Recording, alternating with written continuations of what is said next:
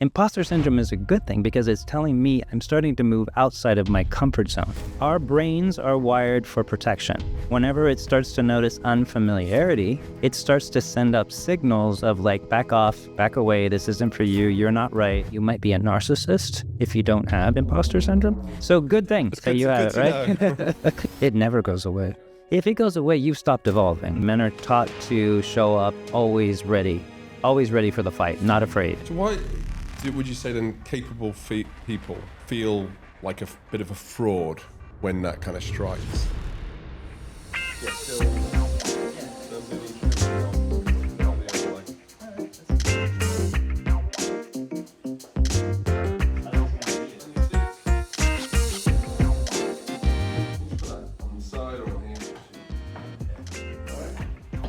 Pick where you want to sit, left or right. Welcome back to Walk Me Brother. Today I am sitting down with Salvatore Manzi. Madai.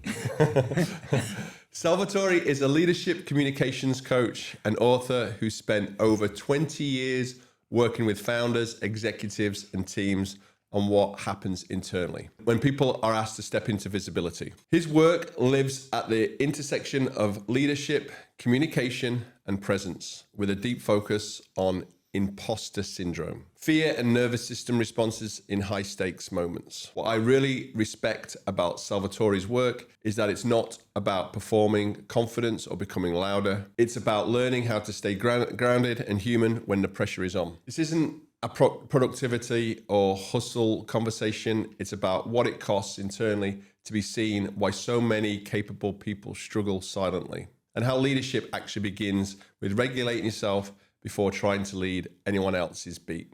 Welcome, my friend. Thank you. Great to be here. Hopefully I said the names right. Hopefully I got everything right there and introduction. And I know there's so much more to who you are, but it's hard to kind of describe someone as... I'm a little bit nervous today because you are an extremely smart guy. Oh, boy. I did my research on you. Oh, good. You feel intimidated, huh? A little bit. So I'm looking forward to getting to know you. Just with everyone that I sit with here, Salvatore, first question is just really learning about who you are, where you're from, early life, where'd you grow up? Wonderful. Grew up in Kansas. I was in this tiny little home in middle of America, very conservative and Italian roots. My father's father is from Italy, so Salvatore. Yeah, Salvatore. Salvatore is fine in America, and you have no need to be intimidated. I have no greater intelligence than anybody else in the room, I guarantee it. My dad was a public speaker, and as a child, I was inspired. He'd come home, he'd be like, that was so great. And I was like, I've got to do this one day. But I got up on the stage, and my voice started peaking up so high. I actually lost my voice. I couldn't talk. And I was like, what is going on with my body? What is happening here? So that set me on a path to understand how the body regulates itself. What's going on in the mind that prevents us from showing up with the presence that we want in situations? And neuroscience, psychology, 20 years of coaching leaders to stand in front of the United Nations or media or whomever. And I've learned through the mistakes and the celebrity moments what it takes to really show up the way that we want to. And that's what I've been doing ever since, teaching other people. Wow. So how long have you been here? You live in LA now, or? I'm a full-time digital nomad. Okay, So I saw that in your notes, yeah. I don't have a residence. I travel all around mostly Western United States and Europe. Wow. And a client will book me out for a conference, and so I'll go and stay for a week there and then extend my trip until the next conference and then just keep trailing around the world. I'm a lifelong digital nomad. I grew up in Kansas, which gave me a great thirst for the world. So, well, that's impressive. So where's next after here? After this, I go to the Bay Area for a month, and then I go to Arizona and then Denver. Wow. And then I'll be in Spain and Morocco later on this year. Sounds hard. It's tough life. It's a rough life. Yeah, God. Wow, jealous. Hashtag jealous. All right, so talk me through a little bit about what it is you do. I know you have a book out here called Clear and Compelling. Talk me through the space of when you are working within these events and people are booking you out. What are they booking you out for? I'd start by saying all communication is contextual. All communication is contextual. It depends on who you're talking to, what you're talking about, and the environment in which you're speaking. And so when I'm working with a client, we have to find out what are those three variables and how does that impact the way they've been conditioned to show up in those three situations. We all have certain conditioning from our youth, from our experience, what we see rewarded or punished as we're growing up, that causes us to want to show up a certain way in one of those contexts. If I'm talking to, I had the pleasure of coaching a presidential candidate. I was so intimidated going into that room. I had to puff myself up. I went backstage. I'm like, ah, right? And I went and I led a facilitated program at the World Economic Forum. And my imposter monster was in full rage mode. And I had to have my coach me up so that I could walk in with that sort of like gravitas that I needed to be in that room. And so when I'm working with a client and getting them ready for an event, we're going over how comfortable they feel with their content, the audience, and the space. Finding out what the triggers are that's keeping them from being 100% authentic, taking that risk, being vulnerable in that situation so they can speak their truth and truly inspire people from an authentic place. So is most of it what you do on communication levels then, or? It's the doorway of communication. Okay. That's how we find out what's going on. It's really about beliefs. Okay. What are our beliefs about ourselves? What are our beliefs about our role in this situation? Our beliefs about what we know about this? That's what's going to guide the way that we show up. So my goal is to figure out while I'm watching somebody, where is it that they're dropping? Their energy drops, they look away, the telltale signs where I can see their confidence dropped. We explore it. What's behind that? Once we unpack what's actually preventing them from showing up, we're able to create an environment where they can speak their truth in any audience. Thank you for watching Walk With Me, Brother. We are a relatively new podcast. Without your support, without your help, we cannot grow. So please subscribe. Please give us a thumbs up. Please share our episodes.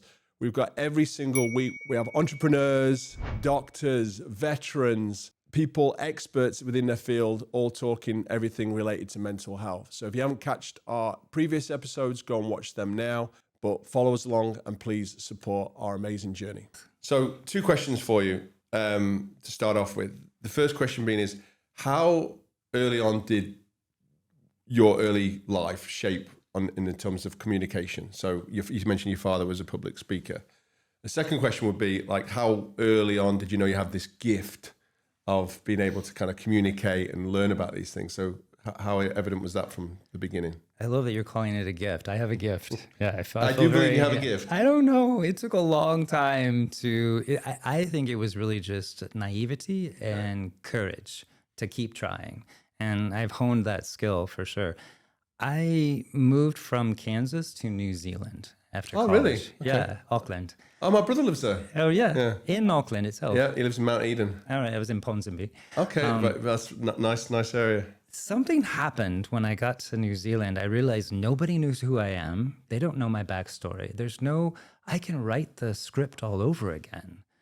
And it was both liberating and confounding because then I didn't know who I was anymore. And identity is at the heart of imposter syndrome. When I am going outside of my known identity, that's when imposter syndrome shows up. It's that fear of like a new environment. How do I show up here? Because I'm not used to that. And when I was there, first I went all the way wild. I'm like, and then I was the loud American. I was like, oh God, I don't want to be that. So I brought all the way back and became the super reserved American. But I also found I had to relearn all the core lessons of my life because I was redefining who I was. The truth of who I was kept showing up. And that gave me an opportunity to pick up something and be like, is this really who I am? Is this who I want to be anymore? As I continued to do that, I began interacting more with other people, different cultures. I went on to travel around the world a couple of times, lived in 7 different countries, and through those cultural experiences, realized that all of us are really trying to find better ways to understand and communicate with other people. And that starts with listening. And it starts with self-awareness. And that, if anything, would be my gift, is that I am a pretty good listener and I am very attuned with what's going on inside I of think me. listening, that itself is a gift, because listening, you don't just listen with your ears, right? You listen with your eyes, you listen with your ears, you listen with your heart. I had a guest on a few months back and he kind of explained that to me. So that I think that to a degree is because it's so easy in this modern day to become distracted when someone are really talking. You're always thinking about something else. So in my eyes, that's a bit of a gift, just being able to listen. Yeah. You also have a gift for communication. Tell me how you got to be so good at communicating.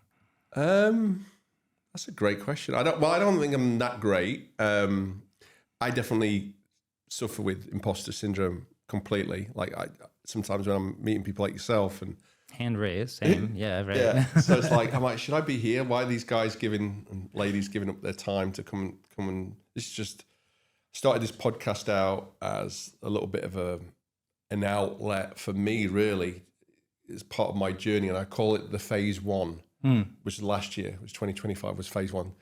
Phase two is 2026 this year, and I'm still kind of learning who I am. I think. Partly because of sobriety, which I've just done 1 year sober. Secondly, I've got eyeballs on me now. I'm open, I'm exposed. It's like I've lived so many years in a different body, and alcohol and drugs can kind of get you. It's almost like you're acting. And then when you take that away from you, you're not acting anymore. You've got to be yourself. And it's everything from being in a situation where a social event where everyone else is drinking and your alter ego would used to come out after about 6 shots of tequila. Fun Robb would suddenly appear and happy Robb.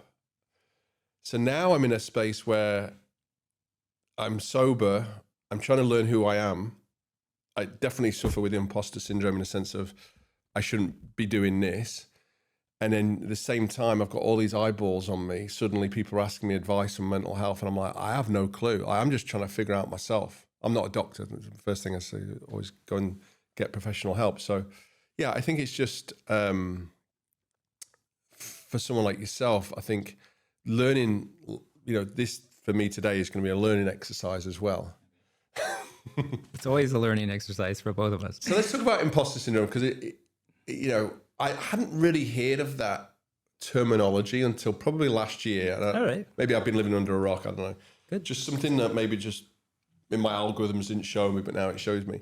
And one of my friends actually mentioned it to me. He's suffered mentally as well, and he is an unbelievable host, like a TV host. But he's kind of like, I gave him his first gig years ago when we lived in China, and he was like doing a video for me. Brilliant on camera. His name's Aaron, great guy. He was the MC at my wedding. All right. And I've always said to him, you've got a gift. And he recently just decided to go all into his kind of TV and presenting career. And he said to me, I think I'm suffering from imposter syndrome, to be honest with you. I'm like, what do you mean? What's that? So I keep hearing this now more and more.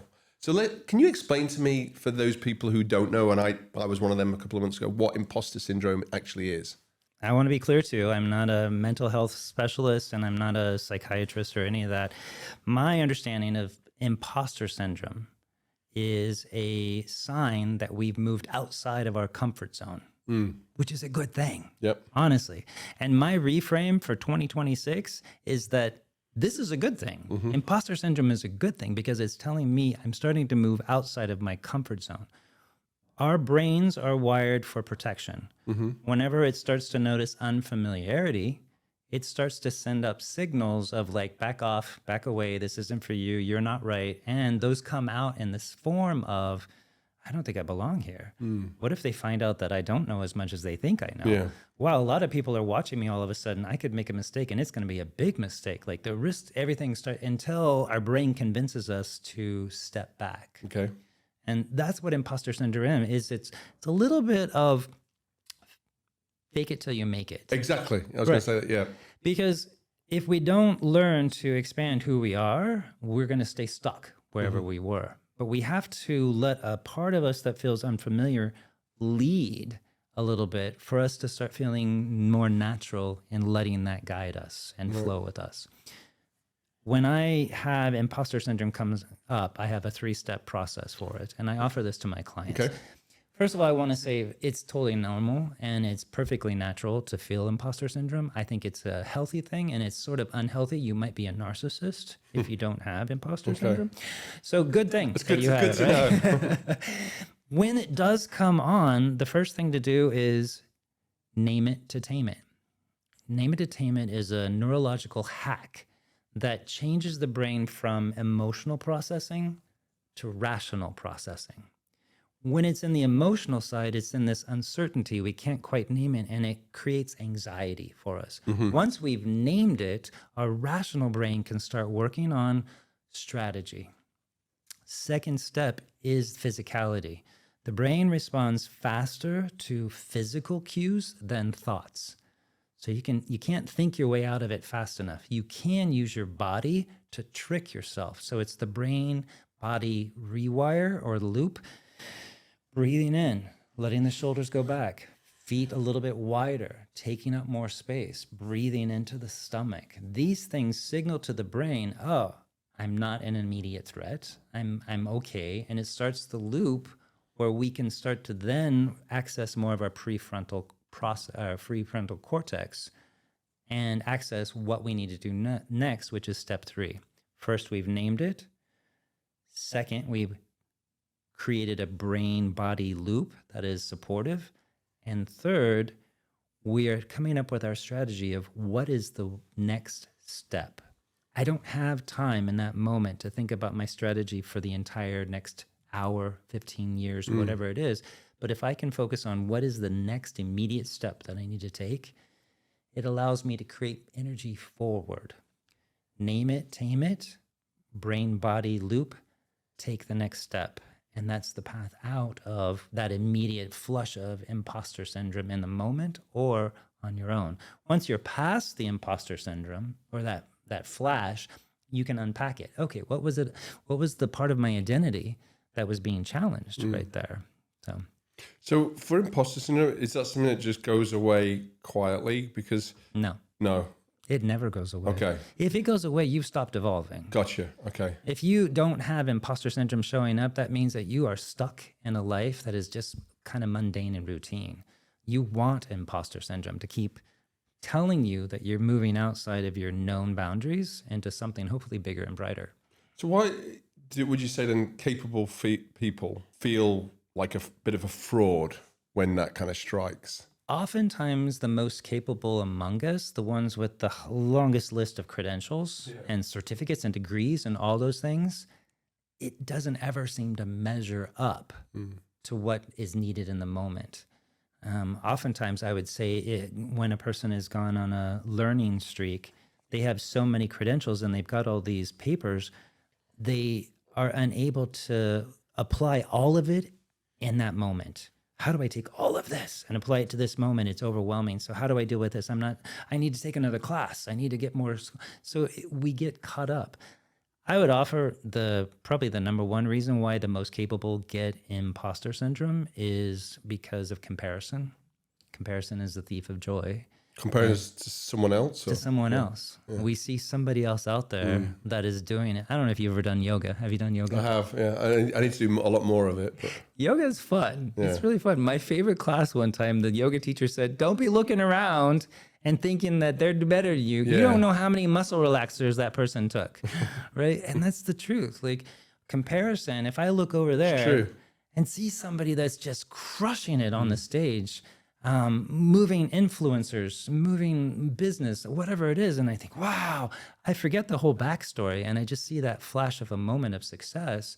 And it becomes discordant with how I view myself. So it's easy for me to start viewing myself as less than because I've got these markers of what success looks like out there. So at what level then would you say that's a confidence thing? Like, because people say, oh, you should be more confident in yourself, or you should... But, you know, I'm a big believer in like backing yourself and betting on yourself. That's all I've done. But am I always confident? No. So where's that come in? Is that the same kind of thing? Or I love this conversation. Confidence is a trigger word for a lot of people. And a lot of companies will hire me to coach one of their executives. he's just not showing up confident. I'm Okay. like, okay, what does that mean? Okay, Like, yeah. what does that, it means something different to every person, right? Like, what does confidence mean? Confidence does not mean having all the answers, always being a solid voice in the room. It means being present. Can you coach confidence? You can coach confidence by keep bringing the person back to their authentic self. What's going on for you right now? Where is the energy in the body? How connected to you are you with your body right now as you are communicating? That's what brings confidence. If I start going into head, I lose it. If I get lost in overwhelm, I lose it. But if I can stay connected to my body, that's where the confidence can build and come up naturally. So for one of these execs then, for example, like just from memory, if you've got to go in there and build, like, let's say his name's James, you got to build James up to become more confident, and he's an exec. I mean, and you've got a short time frame. Is there some kind of very quick fixes other than the posture and the breathing? That's the main thing. Posture, physicality is going to be your first avenue, right? If you use your body, you're going to get there faster. But poor James does not have a quick fix here. It's not a light switch. It takes effort. It takes reps. It takes courage to get up and make mistakes so that they can learn from the mistakes, learn about themselves, and learn how they can keep going forward. It takes a while for James to understand that confidence also means saying, I don't know. But knowing himself well enough to know that he can hold I don't know with a, but I'll find out, and carry this forward. In your experience, do men tend to kind of carry this a little bit more quietly? Is it something that do they come to you and ask for help, like, I need help on this? Or is it more a case of like, you're critiquing them in a sense of, this is what we could do better? One of my earliest coaches that I worked with said, now look, whenever you're working with men, never use the word confidence. Use the word comfort. Okay. Because it's a trigger word and they'll get upset. Women, they don't have a problem with saying confident because they're not attached to it. So I don't know if that answers your question. Kind of, yeah. When I am coaching anybody, any gender, I will offer that confidence is where comfort meets authenticity. When can you be authentic and feel comfortable with what you're speaking, who you're speaking to, and the environment in which you're speaking? That's confidence. So if, let's say James is not, James has academically, we use the name James just as a... Sorry, all those James out there. We're not calling you out. James just because it's my middle name. Is it? Okay. Yeah. I actually have another company called Mr. James as well. So let's say James is kind of struggling to kind of get his basically what's going on in the inside is not showing up on the outside, for example.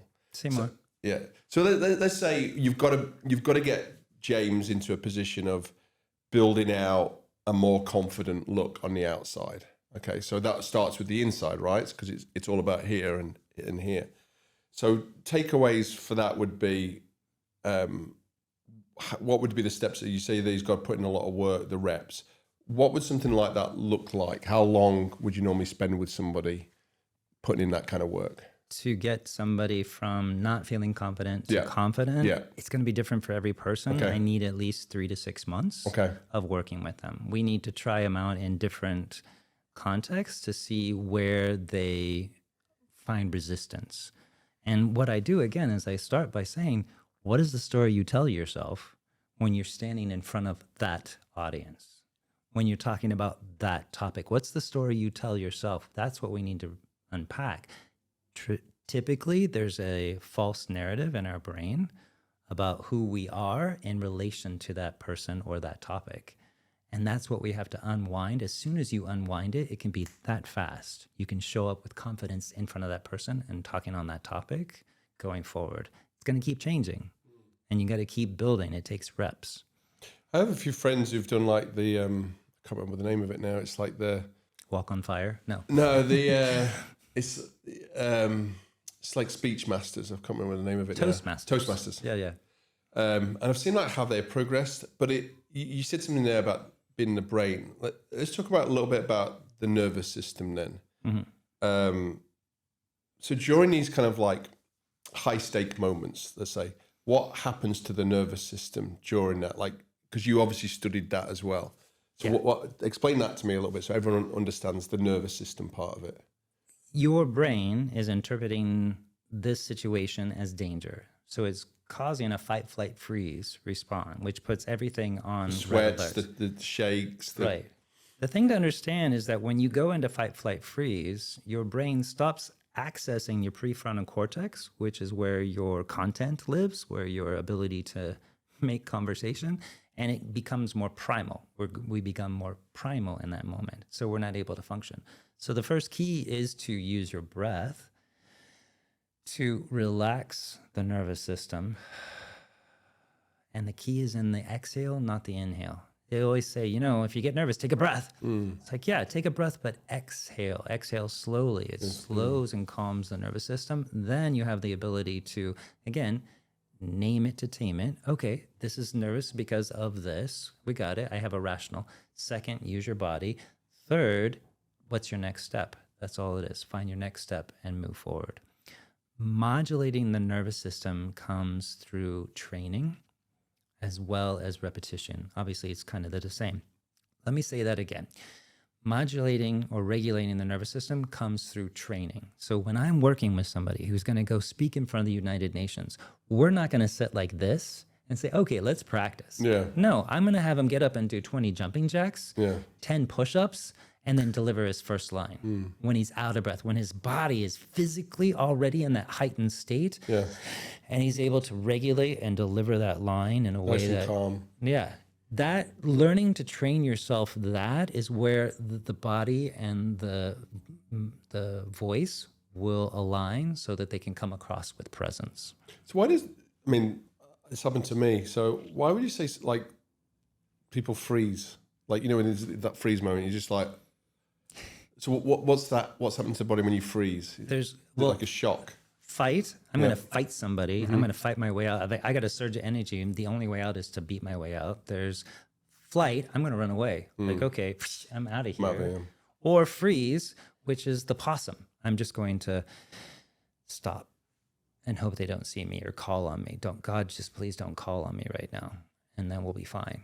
It's the way the body works is the amygdala has one of three levers that it pulls, and one of those three is going to result, and our body's going to react to it.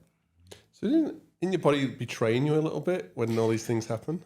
I would call it betrayal because I have this vision of where I want to go. You let me down. But the body doesn't, because the body is it's preservation, right? Our brain is just there to preserve all the meat below it. And so it's doing its best to stop us from moving into a situation that's going to put anything else in danger. If you are struggling right now, or if you know somebody who is, please talk to somebody. Please reach out to someone. Talk to a friend or call a trusted helpline. In the US, you can reach the National Crisis and Helpline by texting and dialing 988. If you're outside the US, you can find help on findahelpline.com, and I will put all of that information in the description below. So please reach out to someone if you're struggling or if you know someone who is. I read a lot of books that are, Cameron Haynes, David Goggins, those kind of like, don't be a bitch, push yourself harder. One of the things, correlation that a lot of these guys are endurance runners. Cameron Haynes is actually a bow hunter.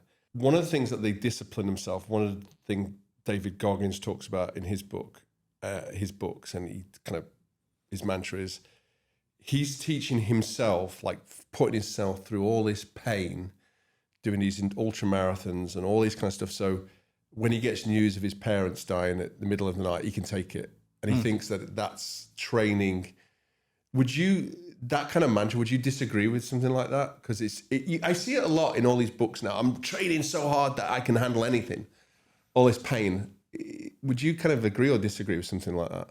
I would lean on not agreeing with it. Two reasons. One, I believe that you attract whatever you put your energy towards. So if I'm training for this likely thing, it's probably going to happen just because I'm training for it. So I don't want to train for something that I don't want to happen in that regard. Resilience training is effective, right? That's why Toastmasters is an effective opportunity for a lot of people. I recommend improv. Improv is Well, I don't want to compare, but if I had to choose between the two, I would send somebody to improv before Toastmasters, because improv, you're being forced to improvise, to speak before it feels comfortable. In Toastmasters, you're giving a prepared thing and getting critiqued on it. So that is resilience training. And we all, as a matter of moving through life, are doing some form of resistance training. The fact that some people put it on, I think there's value to it, because in many ways, our society is set up for more comfort and more comfort and more comfort. So we have to seek out opportunities to train ourselves to be more resistant so that we can push past whatever the comfort zone is. Interesting. Yeah, I think there's just so much, I think, noise out there now because of social media and YouTube and TV, all these different gurus kind of shouting all the things like how you've got to be or how you've got to train. And I don't even want to know how many wannabe influencers there are and influencers there are now. So sometimes it's also, because that's I wouldn't say it's in my ear, but that's from one angle that I'm looking at of this imposter syndrome. I'm thinking, well, I've got to put myself through more pain because I'm going to hit more pain, especially when I'm reading a lot of these running books because I'm not a runner, right? And I'm listening to so many audibles and reading so many books about these elite ultra runners. And I know deep down I'm not an elite ultra runner, but I'm running across the country less than 300 or 400 people have ever done before on record. So why am I going to be able to do that when I can barely run in my eyes? Now I know I've got to put the work in. People say to me, well, what happens if you get injured? What happens if you what's going to go wrong? So in my head already, before I even set a foot off for this year, when I leave, I've already got those doubts because people are saying, how can you run that far? It's good. Yeah. I think it's good that they're putting those doubts in there for you to wrestle with now. Okay. But let me ask you, how do you know you're going to do it? Just bet, like I said, I bet myself. I know I can.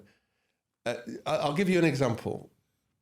I got into Ironman sports. Yeah, I think that's crazy, but great. Couldn't swim when I got into triathlons. Could barely run a mile. It was all right on a bike. And I've always said this, and I said this to my coach. I have a coach, and I've said this to my wife. When I'm out there on race day, you go out there and you're out there for on average, let's say 11, 12 hours, right? You got a long swim, I think 2 mile swim or something. 2.5 mile swim, 112 mile bike, and you've got a 26 mile run. And no matter, I said, I'll get beat on the swim and the bike on the run. It's just, gravity, genetics, but no one will ever beat me mentally. Like I will, if I've got something broken in me, I will carry on going. I won't listen to that thing that says you've got to quit now or you just pull out. I see these guys, and just people that I don't know, and one guy I was looking at social media and he said, I was leading, I was doing this. And he does a recap of his race. And he's an age group, so he's not a professional. But he's like first and all this. And I guess he started to hit the wall on the run. And he said, he's kind of a recap of his race. And then he said, I got my first DNF because I just wasn't feeling it in mile 12. I'm like, dude, you only had like another 13, 14 miles to go. And all right, you weren't going to finish first in your age group, but you didn't finish the race. So I'm like, I will never do that. I will always finish if I've got to crawl across the line. So when you say like how I know I'm going to do it, I will drag myself, whether I've got to walk it, crawl it, whatever. Where does that come from? Not giving up, I think. Yeah, where does that come from? Being at beyond rock bottom, I think. I always think when people have handled depression and kind of come out the other side and you've been suicidal, I think mentally now, I think I can just take on anything. I could do anything. And I'm worried, and my wife's worried about when I do complete this year, what's next? Mount Everest, obviously. She said, do you know what? Funny you say that. She that's one of the things she said I'm never allowed to attempt to try. I love her. I have thought about it. That's the point. Yeah. You hit rock bottom and you know where your rock bottom is. And you came in. And majority of my clients come to me because they got passed over for a promotion. Okay. Because they got up to give a presentation and they totally bailed.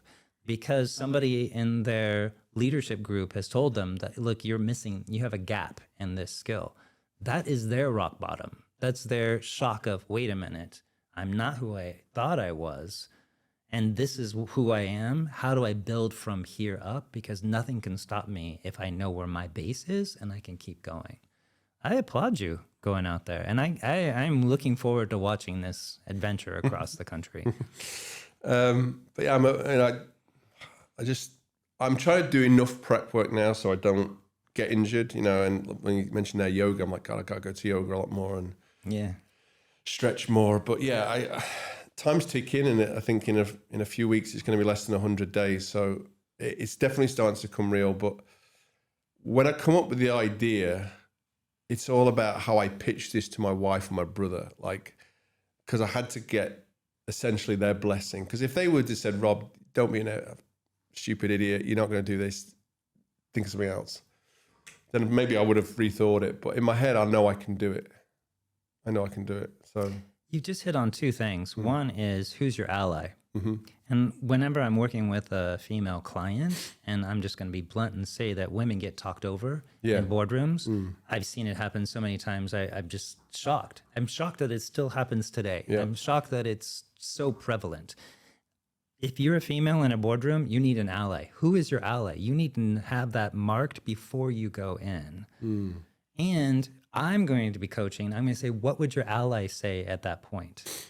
And that's how they self-coach themselves. It might just be looking at your ally for a second and getting that strength and being like, okay, we're in.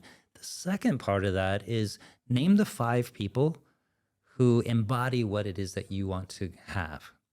Name the 5 people that embody the thing that you wish to achieve, accomplish, be. And what are those things? List them out. If you're able to spot it, you've got it.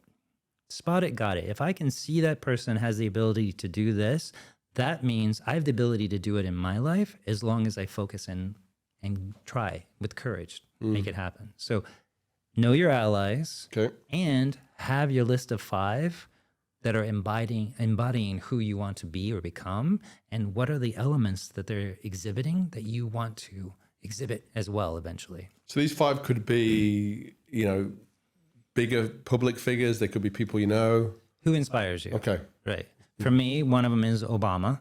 I still believe he's one of the best orators we've had, especially in the presidential seat.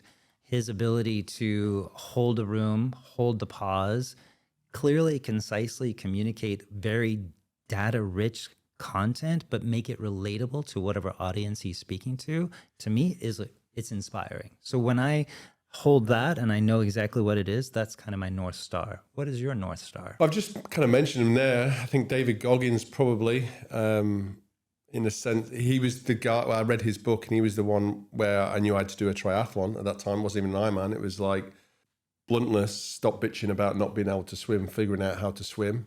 So yeah, people like that who have, and I'm not a runner. And the funny thing is I actually don't even like running at all. Yeah.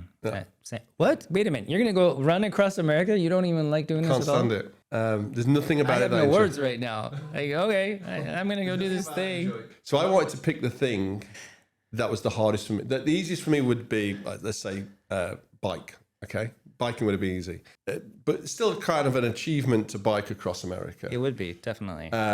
Just going in your car across America was always kind of like one. But then what I wanted to do, and you've seen me, I'm 6'3", I'm 220 pounds. So I'm not built like a runner. I don't aim to be a fast runner, but it's almost doing the thing that I don't like the most to prove to people that I can do it. It's just to prove that I can do it. I never thought in a million years I'd be able to run, for example, half a marathon. I remember the first day I ran 6 miles, and I was so overwhelmingly happy with myself.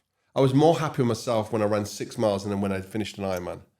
Wow, because of that breakthrough moment. I text my brother. It was a Saturday. I remember we lived in our old apartment in Marina Del Rey, and I got home, and I remember going like, I hit mile 4, and I'm on the run. Like, can't wait to tell my dad and my brother I've ran. By the time I got home, it was like 6.2 miles, and I still remember it. And I was lying down, I couldn't move, and I was like, I text my brother. I'm like, oh my God, I've ran nearly 10K. And he's like, wow, that's amazing, well done. And I nearly had tears in my eyes because I didn't think I could do it. Yeah. But after that moment, I knew that I could do a 13 mile, a 26 mile, a 30 mile, a 40 mile. I did a 46 mile. my birthday. My next thing is 100 miles. So, yeah, you can do remarkable things. But No, your next thing is 3,000 miles. yeah, exactly. So, And I need to confess, I did a triathlon as well. Oh, And, really? Yeah, and I signed up for the Malibu triathlon. that's my first one. And then I was training for it, and then I broke a toe, and I was like, "There's no way I'm going to do this." So I signed up for the next one, which was a triathlete. I think it is. It's like a shorter triathlon. The swimming killed me. And I was the guy that was way out in the water, and the guy was like, "Hey, You got dude, that way. that way," and I'm like, "Oh shoot, man." We've all been there. Yeah. If you could tell your inner child, that 8-year-old you, what's going to make you complete this race, what would you say to your 8-year-old self? Do you know, I'll kind of reverse engineer the question a bit, because me telling my 8-year-old self, I don't think would have the same meaning. But the thing that keeps me going now, and there's been times there where I've ran with a torn meniscus, and I've just been completely exhausted and spewing up. I did an ultra marathon where it was 106 degrees at the top, and there was actually a truck there taking everyone down who was quitting, and the guy said, "Is anyone else out?" And I was there. I was getting a popsicle. The thing that keeps me going is my kids' faces. So that's my ground. So maybe I would say to my 8-year-old self, like, you're going to be proud of yourself by finishing this. And it's been a long time. And sometimes when you cross with the times when I've crossed an Ironman, like, Robb Pollard, you're on an Ironman, I've not had that sense of proudness, I guess, which is weird. So I'm one of the reasons I'm doing this thing is because deep down, I know if I do this, and my objective from day one was to help one other person. That was it. So if I get 1 million eyeballs on me doing this, which again is, leading to that imposter syndrome feel, that there's one person out there and he sees it and he goes, God, that's inspiring. Maybe I don't have to kill myself. There is another way out. So I would say to myself, as an 8-year-old, you're going to help somebody. What you're doing is going to help one person. That's it. It's beautiful. So that's it. So yeah, it's just, can I do it? I mean, I don't know. Why me? I don't know. I think it's just something bigger than me, and a challenge that I think, there's these crazy challenges as I've started to look into this now. And again, I'm not an ultra runner, but I've started to look at all these different people that run across these countries and continents, and I'm like really intrigued into their brain and mental power of how they do it. And I think they all have one common similarity, is just self-belief, right? That's it. Probably everybody's saying, no, you can't do that. There's reasons why you shouldn't do it, but there's a self-belief part there. So I must believe in myself. Yeah.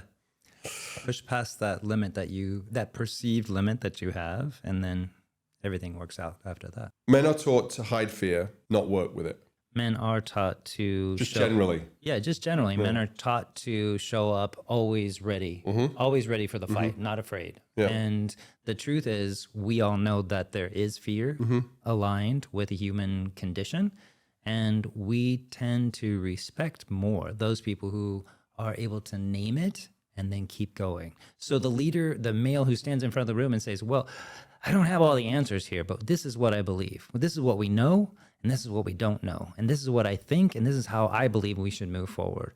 That's the leader that people fall in behind. Not the one that's always just showing up with bravado and all that. I would offer, though, we live in an age where you're not allowed to apologize. Men are not allowed to say, I'm sorry. Yeah. I was wrong. They will get canceled. It's weakness, right? It's weakness. Yeah. And the media is honed in and blows up those kinds of things. So for an authentic male to speak their truth without capitulating to what happened is a fine line to walk upon. So strength and suppression, where's the fine line there? Strength and suppression. Like, where do I show strength? Where do I suppress my fear? Is that what you mean? Yeah. Where's the fine line between the two? Yeah. I think it's about getting up and saying, this is what we know. This is what we don't know. And here's what I would recommend that we do. because it doesn't come across with an inauthentic, I'm not afraid of this. It comes across with a clear-headed, here's a path. So one question I always like to ask as we come to the final part of this episode is, if there's someone out there now who's suffering with that imposter syndrome, who's kind of having those thoughts, who's struggling, what, just in a kind of an elevator moment, what would you say to that person? What would be the key takeaways from anything that you've learned in your time in what you do and perfect? What would be the three key points that you would share with that? It's perfectly normal. It's healthy. And reframe it as a positive sign that you're moving outside of your comfort zone and becoming more of who you are. Learning how to work with that and all of our emotions, really, is what's going to enable you to become the leader that you want to be. Name it to tame it. Use your body and take the next step. And imposter syndrome will not ruin your life. Salvatore, I really appreciate your time today. This has been very insightful. I could sit with you all day, but unfortunately now you're a very busy guy. I want to just mention your book. So this book you've had it published, been a bestseller on Amazon. This is available until the end of this month, which is January 2026. After that, you just told me there it's going to be basically refreshed. It's been picked up by a publisher. Title will be the same, just the book cover will be a little bit different. Clear and compelling communication strategies for big thinkers and bold ideas. I'm going to have this link up, and I'll just update the link once it comes back out again. But I advise anyone to go out there and get that. I'm going to ask you also to sign that for me as well. So Salvatore, thank you, my friend. If this episode resonated today, it's because you've felt the weight of being seen, relied on, or expected to lead while quietly doubting yourself. You're not broken, you're human. Leadership doesn't require you to become louder, tougher, or more dominant. It asks you to become more present. If this conversation's helped you put language to something that you've been carrying, share it with someone who needs it. And if you want more conversations like this, keep walking with us here on Walk With Me, Brother. Thank you, and thanks for watching.